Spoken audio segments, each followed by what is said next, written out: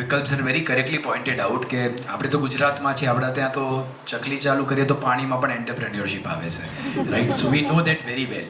પણ આમાં કેવું છે કે આવી વાત કરવી, એ વાત ઉપર આનંદ લેવો અને ખરેખર કરવું ને, એમાં તફાવત છે. આજની તારીખમાં ભણાઈ રહેલા યુનિવર્સિટી, અમારા ત્યાં પોસ્ટ ગ્રેજ્યુએશન પ્રોગ્રામ ચાલે છે. I take 30 seconds more this time. તો બાળકો જ્યારે ઇન્ક્વાયરી કરવા આવે ને કે ભાઈ અમારે તમારી યુનિવર્સિટીમાં MBA ભણવું છે, તો સૌથી પહેલો પ્રશ્ન એ નથી પૂછતા મને કે સર તમે મને શું શીખવાડશો, which are the subjects you will teach me, what are the skills I will get. But the પ્રશ્ન, the questions which come from the student is સાહેબ પ્લેસમેન્ટ કેટલાનું મળશે. એટલે આપણો જે માઇન્ડસેટ છે ને, એ જ ખોટી ડિરેક્શનમાં એકદમ અલાઇન થઈ ગયો છે કે તમે મને 5 લાખની નોકરી અપાવશો તો હું તમારે ત્યાં 2.5 લાખની ફી ભરું, right? Look, please understand, as sir also very correctly pointed out, role of school, colleges or university is to provide you with a platform where you acquire skills and then keep upskilling. You'll have to learn, unlearn and relearn. A process તમારે continuously ચાલુ રાખવી પડે અને એના માટે school અને કોલેજીસને તમારે platform તરીકે જોવા જોઈએ. કોલેજીસ કે યુનિવર્સિટી એ પ્લેસમેન્ટ સેલ નથી. તમને એવું લાગે છે કે તમારા પ્લેસમેન્ટની જવાબદારી સંસ્થાની છે, એવું ના હોય. તમારા જીવનની જવાબદારી તમારી જ છે. તમને અમે સ્કિલ આપીશું, અમે તમને લોકોને પ્લેટફોર્મ આપીશું અને once you have the skill and the platform, then you can make your career out of it. So my understanding about this is very clear. The problem is with the mindset. આપણે છે ને સૌથી પહેલાં પોતાની ઉપર કામ કરીએ. દુનિયા બદલવી છે ને કોઈના માટે શક્ય નથી, પણ પોતાની જાતને બદલવું ને એ દરેક વ્યક્તિ માટે શક્ય છે. there is a very beautiful saying which I would like to share with you. થોડુંક ધ્યાનથી સાંભળજો. It says that change the things you can. જે વસ્તુ બદલી શકાતી હોય ને એને બદલો. Accept the things you can't. જે વસ્તુને તમે બદલી નથી શકતા ને એને સ્વીકારો, કારણ કે જ્યાં સુધી તમે સ્વીકારશો નહીં ને ત્યાં સુધી એનાથી લડતા રહેશો, અને લડતા રહેશો ને એટલે તમે પ્રશ્નમાં જ રહેશો, સમાધાન તરફ જઈ નહીં શકો, right? So I repeat, change the things you can change, accept the things which you cannot change, and most importantly have wisdom to understand the difference between the two. આ બે વસ્તુ વચ્ચેનો તફાવત સમજવાની સમજણ શક્તિ તમે ડેવલપ કરજો કે કઈ વસ્તુ બદલી શકાય અને કઈ વસ્તુ ના બદલી શકાય અને એને સ્વીકાર કરવી પડે. અને હું તમને સાચું કહું છું, દુનિયા બદલવા નીકળશો ને તો કશું જ નહીં મળે. તમે બદલાવ ચાલુ કરશો, if you become the change, it will percolate down the line, it will reach out to many people and things will change. So સૌથી પહેલાં જો એન્ટરપ્રેન્યોર માઇન્ડસેટ જોઈતું હોય તો પોતાની જાતને એના માટે તૈયાર કરો. તમને ખબર છે, નોકરી, અને તમને ઓપન ક્વેશ્ચન પૂછું છું, I think if you allow they can answer. નોકરી કરવી અને ધંધો કરવો એમાં મુખ્ય એક તફાવત શું છે? એક વસ્તુ કે જે નોકરી અને ધંધાને એકબીજાથી જુદા પાડે છે. Be loud. Risk. Exactly, risk taking appetite. તમારામાં રિસ્ક લેવાની ક્ષમતા હોય ને તો તમે ધંધો કરી શકો, અને બીજાના ખભા ઉપર બંદૂક ફોડવી હોય તો નોકરી કરવાની, બરાબર છે? તો સૌથી પહેલાં તમે મને એ કહો કે રિસ્ક ટેકિંગ એપેટાઇટ ક્યાંથી આવે? તમારે જાતે ઊભું કરવું પડે કે કોઈ આવીને આપી જશે? જાતે ઊભું કરવું પડે. So it is all about us, it is all about hour mindset. So entrepreneurship તરફ 100% જવું જોઈએ. જોબ ક્રિએટર, સીકરમાંથી જોબ ક્રિએટર પણ બનવું જોઈએ, પણ એ પહેલાં પૂરી ઇકોસિસ્ટમ સમજવી જોઈએ. તમે જેટલા પણ સક્સેસફુલ બિઝનેસ લોકો જુઓ છો, બિઝનેસમેન જુઓ છો, એન્ટરપ્રેન્યોર્સ જુઓ છો, એ લોકો એમની શરૂઆતની કેરિયરમાં 3 થી 5 વર્ષ સારી સંસ્થાઓમાં કામ કર્યું છે, નોકરી કરી છે, ટુ અન્ડરસ્ટેન્ડ ધ ઇકોસિસ્ટમ. એ ઇકોસિસ્ટમને સમજે છે, પછી એ ઇકોસિસ્ટમના પોઝિટિવ્સને પોતાના જીવનમાં ઇમ્બાઇબ કરે છે, એના જે લિમિટેશન્સ છે એના સોલ્યુશન્સ શોધે છે, and then they become successful entrepreneur. So I believe that education will provide you the platform, education will give you the congenial mindset.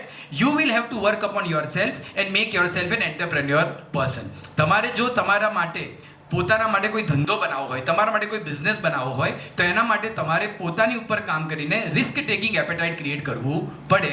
અને once you do this, I am assuring you, from unstable to unstoppable, your journey will be there. I am sure on that. Very, very well said, sir. Our next question is to Shri Anil Ladadia, sir. That, sir, as we know that national education policy is being implemented gradually and it mainly focuses on skills.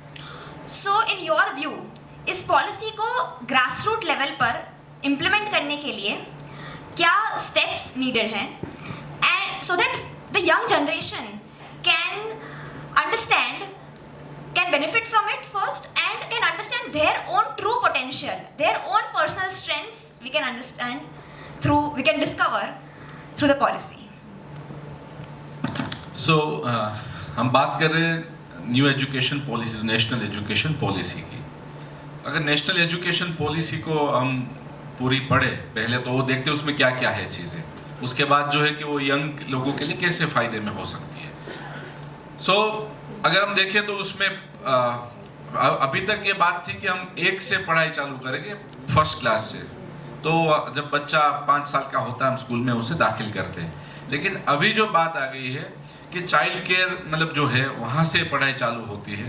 सो 3 साल से बच्चे से वैसे वो pre schooling से चालू होती है अब जो न्यू एजुकेशन पॉलिसी है।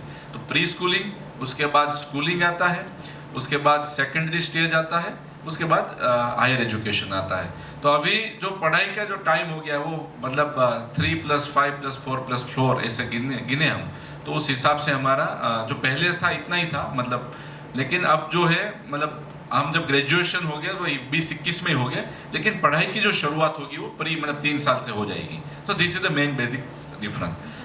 હવે આ જે એજ્યુકેશન પોલિસી છે એમાં નહીં માત્ર સ્કૂલના અપગ્રેડેશનની વાત છે, એમાં ટીચરના અપગ્રેડેશનની પણ વાત છે, સિલેબસને પણ અપગ્રેડ કરવાની વાત છે, સાથે સાથે બધા જ તબક્કે કોઈને કોઈ વોકેશનલ એજ્યુકેશન મળે, આ એક મહત્વની એની અંદર ધારણા છે।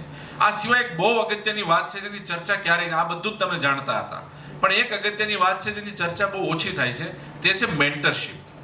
કે જીવનના દરેક તબક્કે જ્યારે બાળક જન્મે ત્યારે પણ એની મમ્મી એને શીખવું પડે આમ નહીં ને આમ કર, અને ત્યાંથી લઈ અને માણસ 70 નો થઈ જાય તો કાંઈક ને કાંઈક શીખવું જ પડે, આમ કરો ને। આજે તમે જોતા છો મારા પપ્પા હોય તો મારે કેવું પડે આમ નહીં આમ કરો તમે, કેમ કે એને જે ખબર છે એ કંઈક જુદી વસ્તુ છે।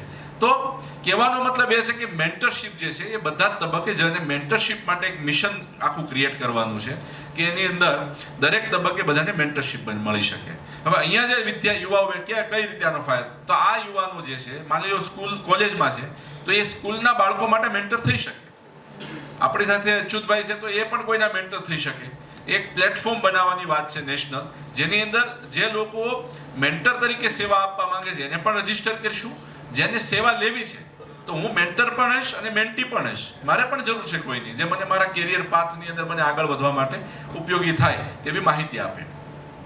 પણ આ જે એજ્યુકેશન પોલિસી છે તેને રિયલ ફાયદો ત્યારે મળશે કે જ્યારે કોઈ એક શાળા કે કોઈ એક સરકાર કે ટીચર ખાલી કે વિદ્યાર્થી એમ નહીં થઈ શકે।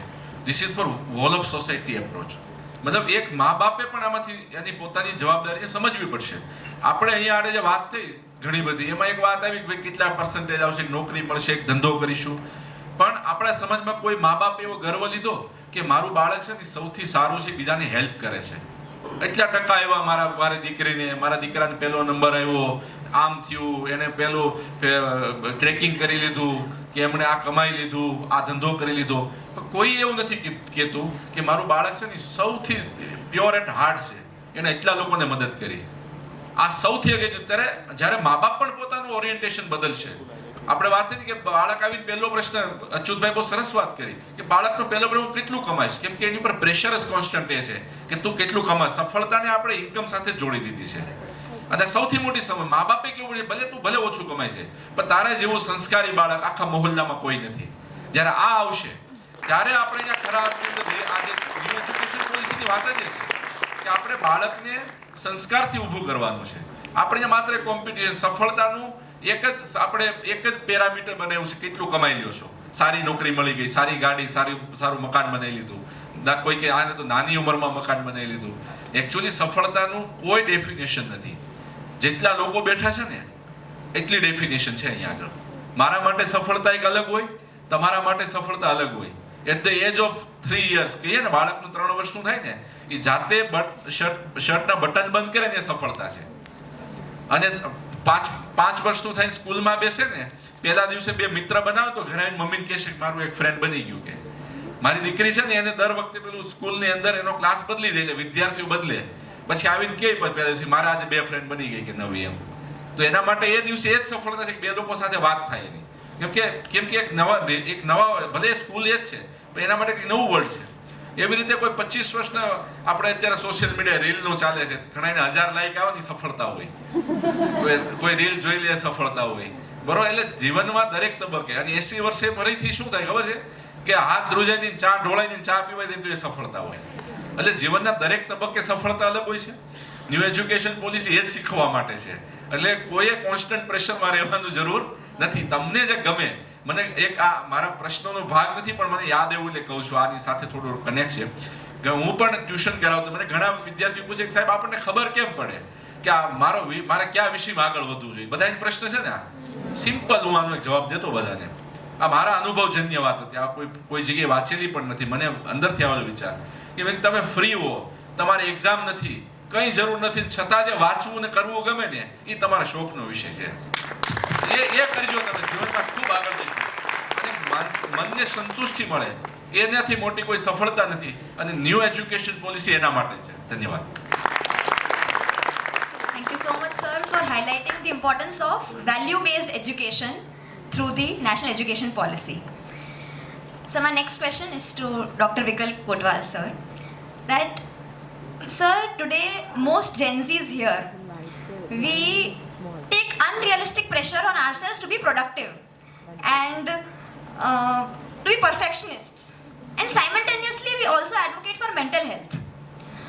So, sir, competitive examination education systems ma, how can we maintain the right balance in between mental health as well as succeeding in whatever goals we aspire for? Ji. Whenever some new aspirant comes to us for inquiry, whether they want to join our batch or online course, or they just want to inquire about how the exams are conducted, so the first question that I raise before them is, what do you know about the services, be that IAS, IPS or GS? આ નોકરી વિશે તમે શું જાણો છો? કલેક્ટરે કામ શું કરવાનું હોય, ડિસ્ટ્રિક્ટ એસપીએ કામ શું કરવાનું હોય? They have no clue. એમને કાંઈ ખબર હોતી નથી. તો પછી યુપીએસસી કે જીપીએસસીની તૈયારી કરવાનું વિચાર્યું કેમ? તો રીલ જોઈ હતી કે જેમાં એક નહીં 2-3 કાર્સ આવતી હોય, ઉપર લાલ લાઇટ હોય, સાથે બોડીગાર્ડ્સ હોય અને એન્ટ્રી પડતી હોય, બરાબર. મેં કહ્યું કે તમે કલેક્ટરને રિયલ લાઈફમાં જોયા છે? એમની સાથે આવી 3-4 કાર્સ હોય છે? નથી હોતી. તો આજે જે મેન્ટલ પ્રેશર ક્રિએટ થાય છે એનું મુખ્ય કારણ એ છે કે આપણે જે અનરિયલિસ્ટિક વાતો સોશિયલ મીડિયા ઉપર જોઈએ છીએ એ અનરિયલિસ્ટિક હોવા છતાં આપણે એને સાચી માની લઈએ છીએ. વાસ્તવિકતાથી એ જોજનો દૂર હોય છે પણ આપણને કોઈ બતાવતું નથી. સોશિયલ મીડિયાના પોતાના ઘણા સારા ફાયદા છે, એનો આપણે લાભ લેવો જ જોઈએ, પરંતુ સાથે આપણે સ્વીકારવું જોઈએ કે એક એવું ભ્રામક જગત આપણી સમક્ષ એ ઊભું કરી નાખે છે કે જે આપણી માનસિક સંવેદનાઓને તોડી પાડે છે, આપણી મેન્ટલ હેલ્થને બહુ ખરાબ રીતે અસર કરે છે. આવું બધું જોઈને વિદ્યાર્થીઓ તૈયારી માટે આવી જાય, શરૂઆત કરે. ગુજરાતી બધા સારું જાણતા જ હશો, હું આશા રાખું. ગુજરાતીમાં એક સરસ મજાનો શબ્દ છે પ્રારંભશુરા. પ્રારંભશુરા કે જ્યાં તમે શરૂઆત જ્યારે કરો ને, કોઈ પણ વસ્તુનો આરંભ કરો ને, ત્યારે બહુ શુરાતન તમે દેખાડો. અમારે ફિલ્ડમાં આવું જ થતું હોય. છોકરાઓ આવે એટલે કહે કે સર તમે જે કહેશો એ કરીશું. શરૂઆતનો 1 મહિનો 10-12 કલાક વાંચે. અમે કહીએ કે એટલીસ્ટ એક ઇંગ્લિશ ન્યૂઝપેપર તમારે વાંચવાનું, ધ હિન્દુ, તો કહે કે સર અમે 2 વાંચીશું, ધ હિન્દુ વાંચીશું ને ઇન્ડિયન એક્સપ્રેસ પણ વાંચીશું. આવું બધું મહિના સુધી ચાલે. પછી ધીરે ધીરે ધીમા પડવા માંડે અને પછી 2-2.5 મહિને તો સમય એવો આવે કે જ્યારે એમને કહેવું પડે કે એટલીસ્ટ 2 કલાક તો વાંચો. આ સ્થિતિ આવી જાય છે. તો શું અચીવેબલ છે, શું ડુએબલ છે, એને મારે જાણવું. For an example, when I was preparing for civil services in Delhi, I knew what my capacity was, what my physical capacity was, what my mental capacity was. I could read hardly for some 6 to 7 hours. 6 થી 7 કલાક મારા માટે પૂરતા હતા અને એટલામાં હું productive work કરી લેતો હતો. તો મને સવાલ થાય કે જે તે વખતે ટોપર્સ એવું કહેતા કે 12-15 કલાક તો યુપીએસસી માટે વાંચવું જ પડે. મેં કીધું મેં તો એવું ક્યારે વાંચ્યું જ નહોતું. And still I got through the civil services preliminary examination in my very first attempt. I did not need to wait for the second attempt. So the point in making is કે આપણી સામે જે વસ્તુ રજૂ કરવામાં આવી છે એ કેટલી સાચી છે અને વાજબી છે, રિઝનેબલ છે. We must verify it. જેને વેરીફાઈ કર્યા વગર આપણે ફિલ્ડમાં આગળ વધ્યા તો આપણે ક્યાંય નહીં પહોંચીએ. જ્યાં સુધી મેન્ટલ હેલ્થનો સવાલ છે, હું ખાસ કહીશ, સરે પણ હમણાં વાત કરી કે you constantly need a mentor. અને મેન્ટોર પણ કેવા? One who knows that field, જે ક્ષેત્રને જાણતા હોય. For an example, someone comes to me and asks me that sir you become my mentor for maybe the painting. તો I don't know anything about painting. હું તમને daily કંઈક મોટિવેશનનો dose આપતો રહું અને એમાંથી તમારું પેઇન્ટિંગ સુધરી જાય એવું ના બને. મેન્ટર એવા હોવા જોઈએ કે ફિલ્ડ બરાબર અંદર બચાવી જાણતા હોય, એને ખબર હોય કે આમાં શું હોય. બરાબર, આ વસ્તુઓને આપણે સમજવી છે. ફાઇનાન્શિયલ મેટર્સમાં જવું છે તો આપણે એના એક્સપર્ટ પાસે જવું પડે. સિવિલ સર્વિસીસના ફિલ્ડમાં જવું છે તો આપણે એના એક્સપર્ટ પાસે જવું પડે. બરાબર, આજે આપણે ત્યાં થઈ શું ગયું છે, મોટિવેશનનો ઓવરડોઝ સોશિયલ મીડિયા ઉપર ઠાલવવામાં આવે છે અને દરેક વ્યક્તિ દરેક ક્ષેત્રનો નિષ્ણાત બની જાય છે. આ ન હોવું જોઈએ. દરેક ફિલ્ડ આજે એક્સપર્ટીઝ માગે છે. અગાઉના જવાબમાં પણ મેં કહ્યું કે આજે સ્થિતિ એવી બદલાઈ છે કે જો તમે અપડેટેડ નથી રહેતા, હું મારા ફિલ્ડની વાત કરું, જો તમે 10-15 દિવસ સુધી પણ એ બધું વાંચવાનું મૂકી દો ને, ન્યૂઝપેપર ખાલી વાંચવાનું મૂકી દો ને, તો after 15 days you have to begin with zero. તમારે શૂન્યથી શરૂઆત કરવી પડે. As a teacher it is true for me as well કે I have to daily read at least for 2 to 3 hours for my students, not for my self, for my students. જો હું નથી વાંચતો તો I am nowhere in the field. એટલે આપણે આપણી જાતને અપડેટ કરતા રહેવું પડશે. અને ઓલવેઝ રિમેમ્બર, મેન્ટલ હેલ્થના ઇશ્યુઝ જે આજે જેન્ઝીને આવી રહ્યા છે એનું એક જ સોલ્યુશન છે, સ્ટ્રોંગ નોલેજ બેઝ. માણસની અંદર કોન્ફિડન્સ ક્યાંથી આવે? આજે આ પ્લેટફોર્મ પર બેસીને કોઈ વ્યક્તિ બોલી ક્યારે શકતું હોય? એ આત્મવિશ્વાસ ક્યારે આવે કે જ્યારે એ જાણે છે કે હું એક ક્ષેત્ર વિશે જે જાણું છું એ પૂરતું છે, સાચું છે, કોઈકને માર્ગદર્શન આપી શકું. હવે એક ક્ષેત્ર વિશે હું જ પૂરતું જાણતો ના હોઉં તો મને અહીં આગળ બીક લાગે કે હું તમારી સામે બોલીશ શું. So knowledge is something that strengthens your mental health. So always work on knowledge. ડેપ્થમાં જાઓ, બધી જ રીતે એનાલાઇઝ કરતા શીખો અને એ જ તમારો ઇવેન્ચ્યુઅલી કોન્ફિડન્સ બૂસ્ટ કરશે. મેન્ટલ હેલ્થના જે ડિપ્રેશન વગેરે કહે છે ને કોઈ ઇશ્યુ, મતલબ એ બધા ઇશ્યુઝ આવે પણ ક્યારે આવે? જ્યારે તમે 50sમાં હો, 60sમાં હો, મિડ લાઈફ ક્રાઇસિસમાં જતા હો, ત્યારે બધા ઇશ્યુઝ આવે ને. 20-22 વર્ષની ઉંમરના છોકરાઓ આવીને ક્યારેક કહે કે સર બહુ મેન્ટલ હેલ્થના ઇશ્યુઝ છે. તમને ક્યાંથી હોય?